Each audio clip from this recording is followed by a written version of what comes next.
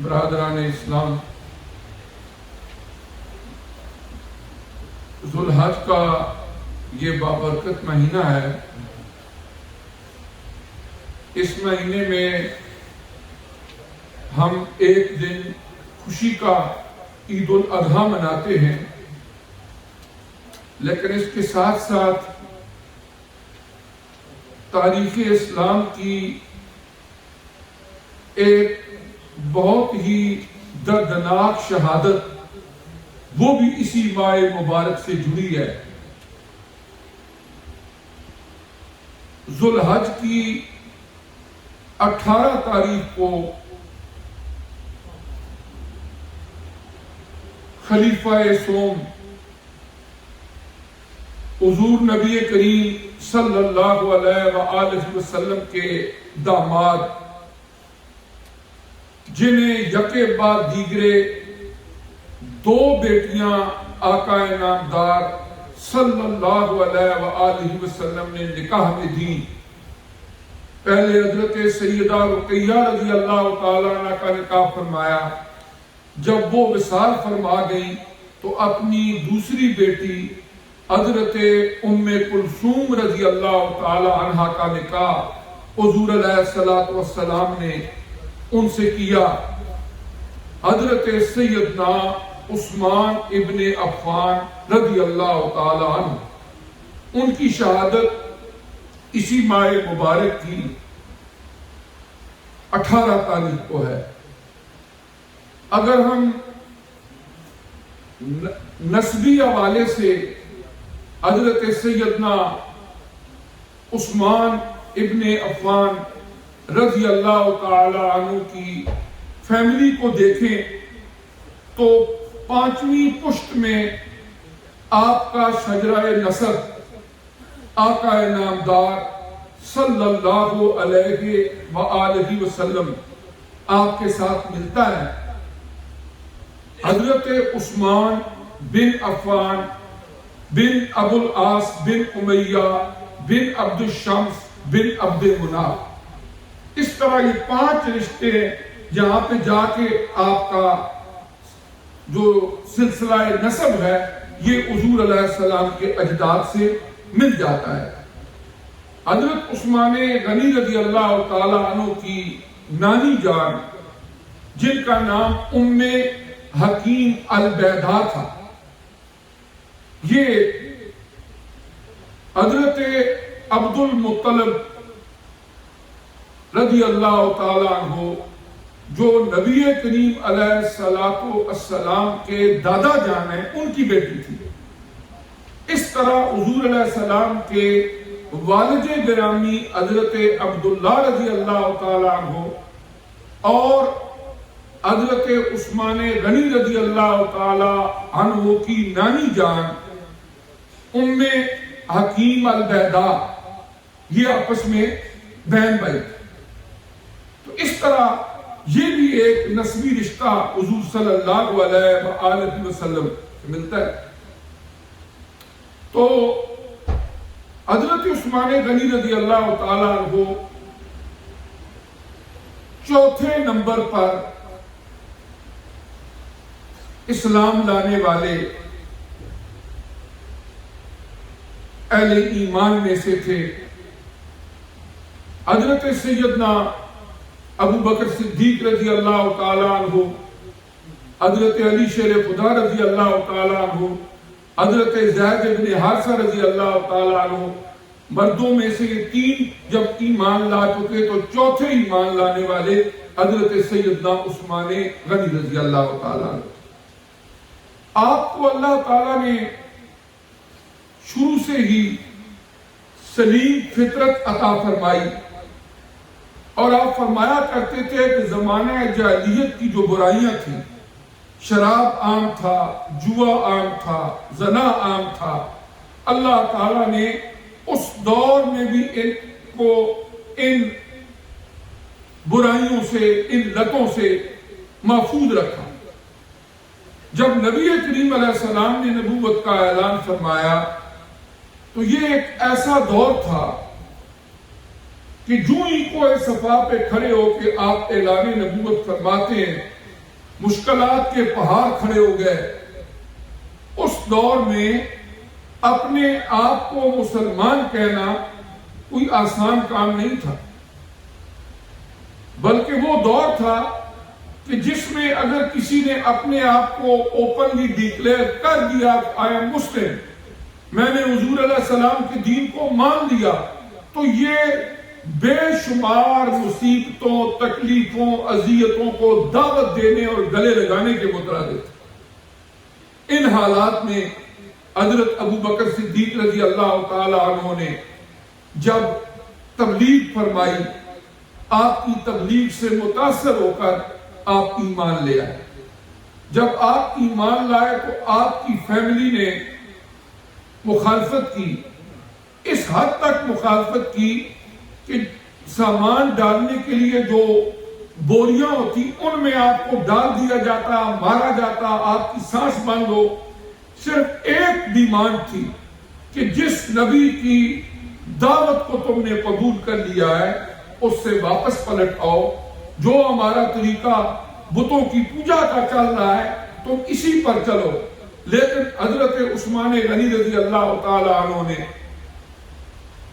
کسی کی بات کو نہیں سنا، ہر مشکل برداشت کی اور دین اسلام پر ڈٹے رہے۔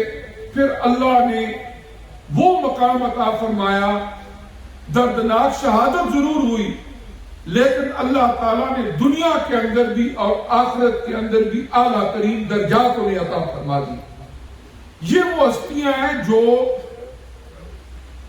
قیامت تک آنے والے اہل ایمان کے لیے رول ماڈل ہیں۔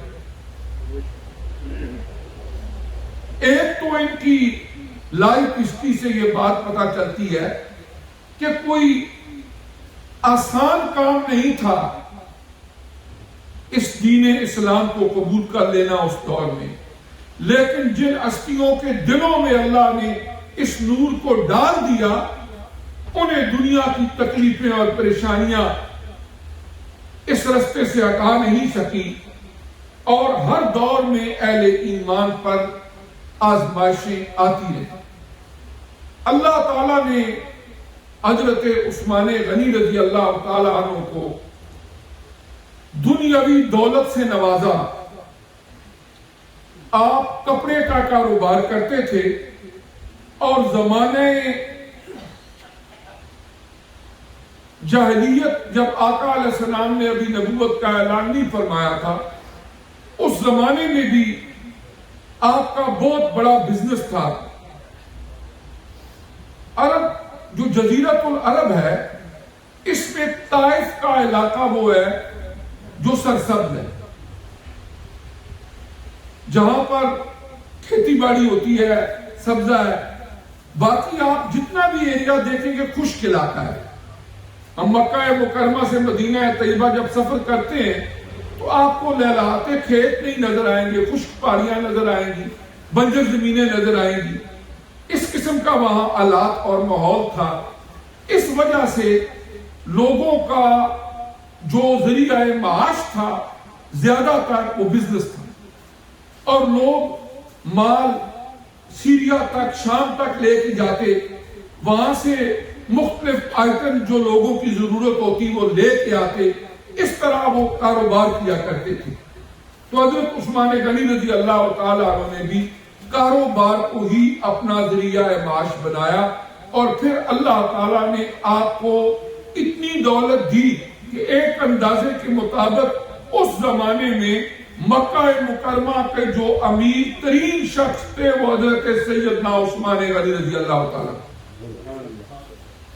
اب جب آپ ایمان لے آئے، اسلام کو قبول کر لیا، اب ایک طرف آپ نے حضور علیہ السلام کے ساتھ محبت کا پیمان وفا باندھا، اس کو نبھایا، اور اس کے ساتھ ساتھ جو اللہ نے دولت دی تھی اسے بھی جب کہیں ضرورت پیش آئی آقا علیہ السلام کی زبان اطر سے کوئی ایسی اناؤنسمنٹ ہوئی، کوئی آپ صلی اللہ علیہ وسلم نے ارشاد فرمایا، تو حضرت عثمان غنی رضی اللہ تعالیٰ عنہ آپ نے اللہ کے رستے میں جو کچھ ان سے بن پڑا انہوں نے دے دیا.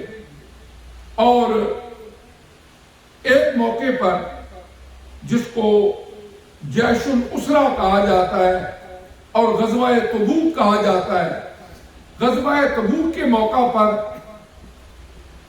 حالات ایسے تھے کہ مدینہ طیبہ میں کچھ خاکسالی بھی تھی،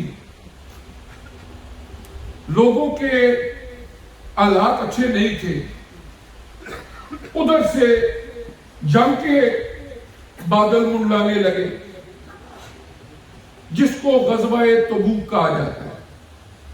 حضور علیہ السلام مسجد نبوی میں تشریف لائے، منبر پر بیٹھے، سارے اہل ایمان کو وہاں بلایا اور آپ نے غزوہ تبوک کی اس اہمیت کو بیان کیا کہ اس وقت ہم نے اگر برسر پیکار ہو کے دین اسلام کا تحفظ نہ کیا تو ہمارے لیے بہت ساری مشکلات ہوں گی، لیکن جہاں پر لوگوں کی ضرورت ہے اس غزوہ میں جانے کے لیے وہاں پر مالی مشکلات ہیں. اور یہی وہ موقع تھا کہ جس موقع پر حضرت ابو بکر صدیق رضی اللہ تعالیٰ عنہ نے جب یہ حضور علیہ السلام کی زبان اقدس سے سنا، اٹھے، گھر گئے، اپنی اہلیہ محترمہ کو کہا کہ گھر میں کیا کچھ ہے. انہوں نے بتایا یہ کچھ ہے. آخری سوئی تک وہاں سے اٹھائی اور حضور علیہ السلام کے قدموں میں لا کے حاضر کر دی. اور جب حضور علیہ السلام نے پوچھا کہ اے ابو بکر گھر میں کیا چھوڑ کر آئے ہو، فرمانے لگے اللہ اور اس کا رسول، اللہ اور اس کا رسول چھوڑ کر آیا ہوں. حضرت عمر رضی اللہ تعالیٰ عنہ کے دل میں یہ خیال تھا کہ آج میں نے سب سے بازی لے جانی ہے. وہ گھر گئے، اپنی اہلیہ سے کہا کہ آدھا سامان گھر کے لیے رکھ لو، بچوں کی ضروریات کے لیے رکھ لو اور اس کو آدھا آدھا کر دو، باقی جتنا آدھا سامان ہے وہ میں نے جا کے حضور علیہ السلام کی بارگاہ میں پیش کرنا ہے. وہ لے آئے اور جب وہاں پر پہنچے انہیں پتا چلا کہ حضرت ابو بکر صدیق رضی اللہ تعالیٰ عنہ یہاں پر بھی ان سے بازی لے گئے اور وہ سارا سامان لے آئے. ازالت الخفا میں حضرت شاہ ولی اللہ محدث دہلوی رحمۃ اللہ علیہ نے فرمایا ہے کہ حضرت عثمان غنی رضی اللہ تعالیٰ عنہ آپ نے پہلے اعلان کیا 100 کیملز، 100 اونٹ سامان سے لدا ہوا میں وہ پیش کروں گا. پھر حضور علیہ السلام نے فرمایا ابھی مزید ضرورت ہے، پھر 100 اونٹ، اور پھر تیسری مرتبہ بھی 100 اونٹ سامان سمیت. انہوں نے کہا یہ اللہ کے راستے میں وقف ہے اور اس کو تم لے جاؤ غزوہ تبوک کے لیے. حضور علیہ السلام آپ کا چہرہ سرخ ہو گیا خوشی سے، اور حدیث کے یہ الفاظ مشکات شریف میں موجود ہیں. حضور علیہ السلام نے فرمایا اے عثمان آج کے بعد تو جو بھی عمل کرے گا کوئی عمل تجھے نقصان نہیں دے گا. اور حدیث کی شرح کرنے والوں نے لکھا ہے کہ حضرت عثمان غنی رضی اللہ تعالیٰ عنہ کا اس صحبت مصطفی علیہ السلام سے ایسا تزکیہ نفس ہو چکا تھا کہ اس کے بعد ان سے کوئی ایسا عمل سرزد ہی نہیں ہونا تھا جو اللہ کی ناراضگی والا ہو. اور پھر غزوہ تبوک سے جب واپس آ رہے تھے ایک رستے میں ایسا مقام آیا وہاں پر لشکر کے لیے کھانے پینے کے لیے کچھ نہیں تھا. جب حضرت عثمان غنی رضی اللہ تعالیٰ عنہ کو پتا چلا کہ لشکر واپس آ رہا ہے لیکن لوگ بھوکے ہیں، ان کے پاس کھانے کے لیے کچھ نہیں، تو حضرت عثمان غنی رضی اللہ تعالیٰ عنہ نے کھانے پینے کی خورد و نوش کی جو چیزیں اویلیبل تھی ان سے اونٹوں پہ لاد کے پھر بھیج دی. اور جب حضور علیہ السلام نے پوچھا یہ کہاں سے آیا تو بتایا گیا یہ حضرت عثمان غنی رضی اللہ تعالیٰ نے بھیجا. پھر آقا علیہ السلام نے ہاتھ اٹھائے، فرمایا اے اللہ میں عثمان سے راضی ہوں، تو بھی عثمان سے راضی ہو جا. اور صحابہ اکرام سے فرمایا تم بھی عثمان غنی سے راضی ہو جاؤ. یہ صحیح حدیث کے وہ الفاظ ہیں جو نبی کریم علیہ السلام نے ارشاد فرمایا. اگر آپ اسلامی ہسٹری کو پڑھیں، اسلام کو عبداللہ ابن ابی جیسے فلاسفر اور دانشوروں کی ضرورت نہیں ہوتی. اسلام کو ضرورت ہوتی ہے ایسے دیوانوں اور فرزانوں کی کہ جو آقا نامدار صلی اللہ علیہ وآلہ وسلم کے عشق میں اور آپ کی محبت میں کسی چیز کی پرواہ نہیں کرتے. عقل تو بندے کو 100 بہانے بنواتی ہے، سمجھاتی ہے، لیکن عشق اس کے معاملے مختلف ہوتے ہیں. عقل کو تنقید سے فرصت نہیں، عشق پہ اعمال کی بنیاد رکھ. تو ان لوگوں کے دلوں کے اندر اللہ پاک نے نبی کریم علیہ السلام کی وہ محبت ڈال دی تھی کہ جس نے انہیں دنیا کے اندر بھی وہ مقام دیا کہ رہتی دنیا تک اربوں انسان ان کے گن گاتے رہیں گے، ان کو خراج عقیدت پیش کرتے رہیں گے، ان کی خوبیوں کو بیان کرتے رہیں گے، اور جہاں نبی کریم علیہ السلام پر درود پاک بھیجیں گے وہاں آپ کی آل و اصحاب پر درود بھیج کے ان پر بھی اللہ کی رحمتوں کے نچھاور کی دعائیں کرتے رہیں گے. اور پھر آخرت کے اندر اللہ تعالیٰ انہیں کیا کیا درجات عطا فرمائے گا وہ ہمارے وہم و گمان سے بھی بالا تر ہے، جنہیں معیت مصطفیٰ علیہ الصلوۃ والسلام دنیا میں بھی نصیب ہوئی. یہ وہ خوش قسمت ہستیاں تھیں کہ جنہیں اللہ نے چن لیا تھا کہ جب حضور علیہ السلام کے لب لالی ان سے پیارے پر فرمان ارشاد فرمائے جا رہے ہوں گے تو ان کے برکت والے کان بنفس نفیس ان کو سن رہے ہوں گے، اور انہیں اللہ نے وہ عظمت والی آنکھیں عطا کی جنہوں نے زندگی بھر آقا علیہ السلام کے رخ اقدس کی زیارت کی. یہ وہ ہستیاں ہیں، ان کا مقابلہ کوئی نہیں کر سکتا. بعد میں آنے والے جتنے انسان ہیں آپ دیکھیں نا،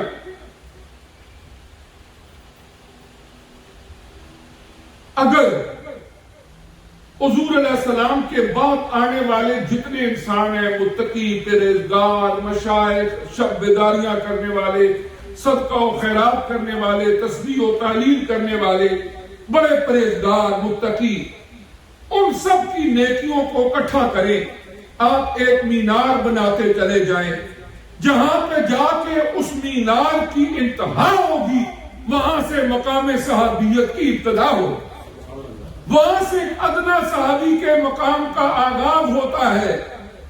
دنیا کے اندر لوگ قطب ابدال بن سکتے ہیں، غوث ہوں گے، متقی ہوں گے، نیک ہوں گے، سخی ہوں گے، لیکن آقا علیہ السلام کے وصال مبارک کے بعد کوئی صحابی نہیں بن سکتا، کوئی صحابی نہیں بن سکتا. یہ وہ ہستیاں ہیں جو ہمارے محسن ہیں. اگر ان کی یہ لازوال قربانیاں نہ ہوتی تو شاید آج ہم بھی یہاں پر لا الہ الا اللہ محمد الرسول اللہ کی اس صدائے دل نواز کو سننے اور جپنے والے نہ ہوتے. آپ اندازہ لگائیں نا برے صغیر کے اندر جو اسلام پہنچا، بنیادی طور پر تو یہ جزیرت العرب میں تھا. آقا علیہ السلام کا اعلان نبوت جو تھا وہ تو جزیرت العرب میں تھا، اور حضور علیہ السلام اعلان نبوت کے بعد آپ جزیرت العرب سے باہر تشریف نہیں لے کر گئے. آپ کی پوری 23 ایئرز کی لائف ہسٹری پڑھ لے، جب آپ نے اناؤنسمنٹ آف پرافٹہڈ کی آپ کے وصال مبارک تک آپ جزیرت العرب کے اندر ہی رہے. آپ نے اعلان نبوت سے پہلے شام کا سفر کیا تھا تجارت کے سلسلے میں.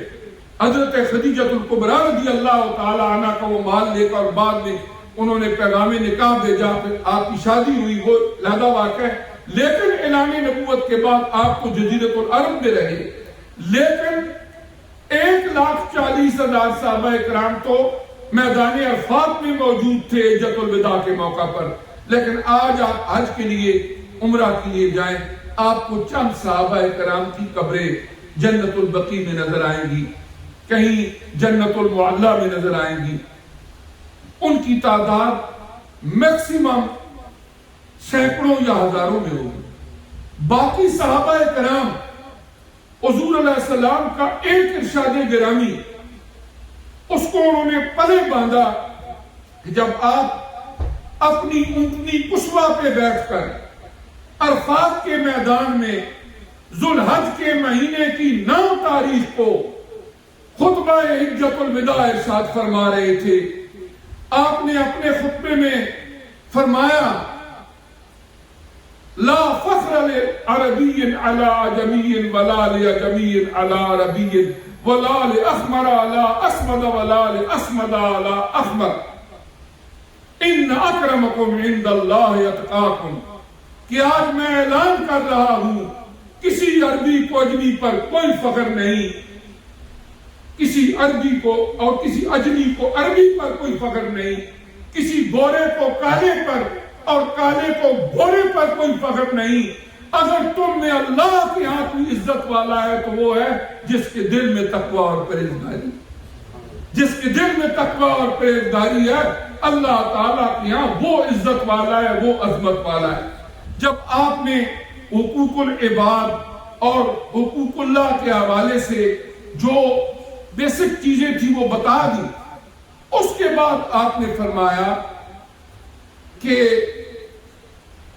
کیا اللہ کا پیغام میں نے آپ تک پہنچا دی؟ ہل بلغت رسالات ربکم. صحابہ کرام کو مخاطب کیا، ہل بلغت رسالات ربکم، کہ تمہارے پالنہار تمہارے پروردگار نے جو پیغامات تمہارے نام بھیجے تھے کیا میں نے اللہ کے وہ پیغامات تم تک پہنچا دیے؟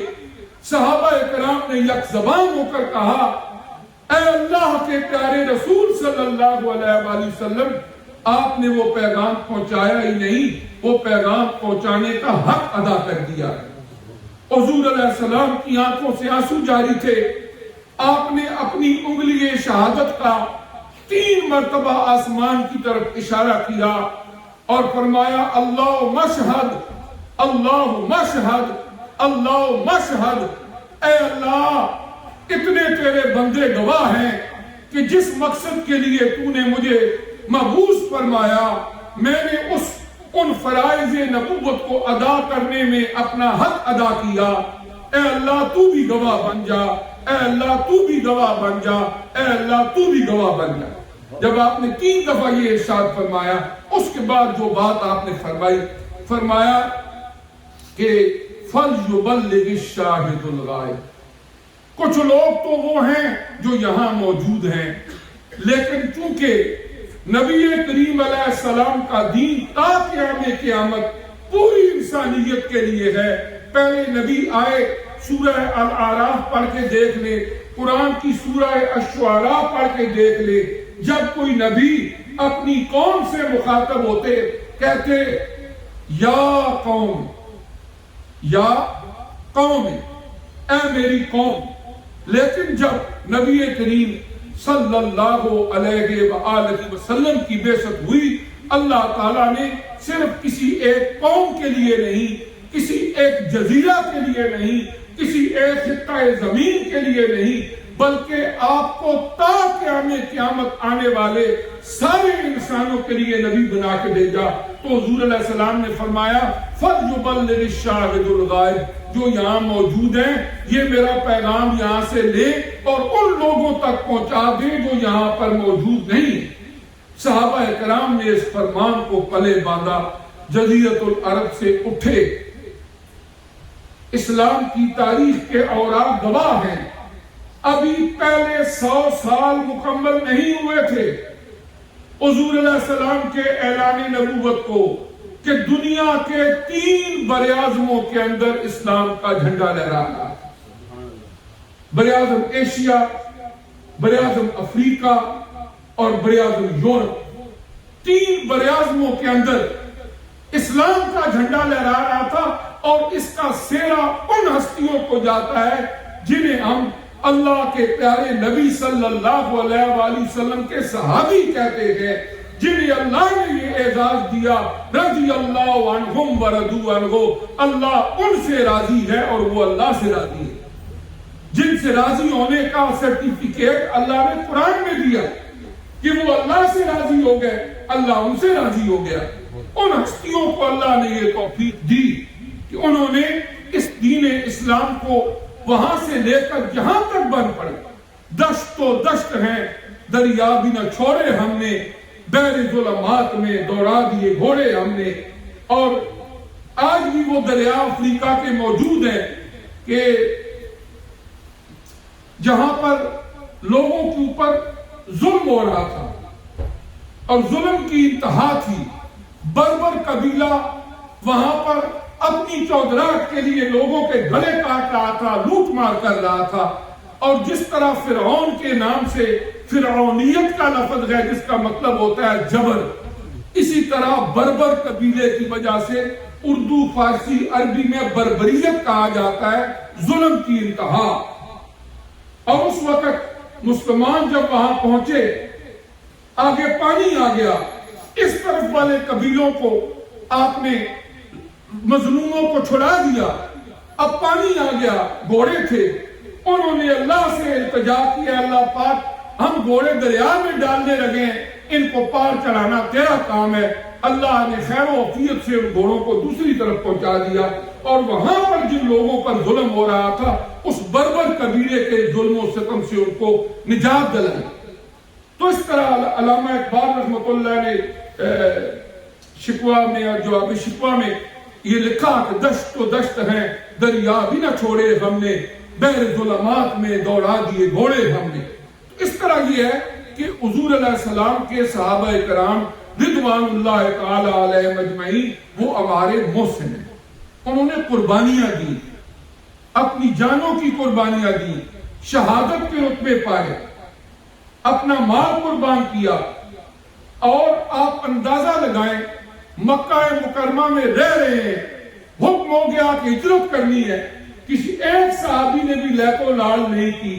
لوگوں کا جہاں پر کاروبار ہوتا ہے، فیملیز ہوتی ہیں، خاندان ہوتے ہیں، گھر بار ہوتا ہے، زمینیں ہوتی ہیں، ان کو چھوڑنا آسان کام نہیں ہوتا، لیکن ایک فرمان عالی شان آقا علیہ السلام کا صحابہ کرام نے سب کچھ وہاں سے چھوڑا اور حضور علیہ السلام کے ساتھ مدینہ طیبہ چلے گئے۔ اور یہ وہ دور تھا کہ 7 سالوں تک مکہ میں رہنا گناہ تھا۔ جب تک مکہ فتح نہیں ہوا، اللہ کی طرف سے حکم ہو گیا کہ اب آپ نے مکہ میں نہیں رہنا، جو ایمان والا ہے وہ مدینہ چلا جائے۔ وہ مجبور ہے کہ وہ ایک علیحدہ بات ہے، جس کے پاس وہاں سے چلنے کی، جانے کا کوئی چانس ہے، اس کے لیے حرام قرار دیا گیا مکہ میں رہنا، فرمایا گیا مدینہ چلے جاؤ۔